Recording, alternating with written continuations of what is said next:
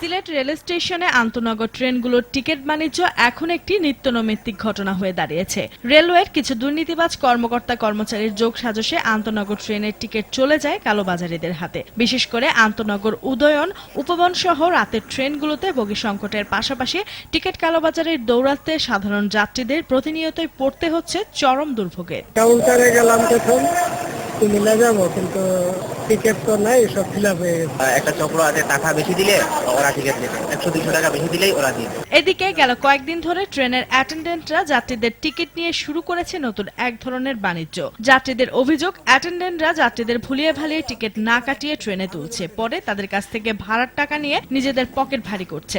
Ticket করা লাগবে না, আমরা টিকিট ব্যবস্থা করে দিব আসেন, এতে ওরা টিকিট নিয়ে ওরা কালোবাজারি করে ওদের পকেট ভরে। এছাড়াও ট্রেনের খাবার গাড়িতেও বিনা টিকিটে পয়সার বিনিময়ে যাত্রী তোলা হচ্ছে। এইভাবে যদি ট্রেন চলে তাহলে বাংলাদেশ সরকারের কিভাবে উন্নতি হবে সেটা আমি বুঝতে পারছি না। বিষয়টি স্থানীয় স্টেশন মাস্টারকে জানানো হলে দোষীদের বিরুদ্ধে ব্যবস্থা নেওয়ার আশ্বাস দেন তিনি। যাত্রী সাধারণ রেলের গভর্নমেন্টের প্রতি আগ্রহ বৃদ্ধি পেয়েছে। অনুরূপভাবে যদি এই উদয়ন, পাহাড়িকা এবং উপবন জয়ন্তিকা ট্রেনে কোচ বৃদ্ধি করা হয় তাহলে আমার যাত্রীদের কোনো রকম অভিযোগ থাকবে না। তবে শুধু আশ্বাস নয়, দীর্ঘদিনের এই যাত্রী ভোগান্তি রোধে দ্রুত এসব ব্যক্তিদের বিরুদ্ধে জোরালো ব্যবস্থা নেওয়ার দাবি ভুক্তভোগীদের।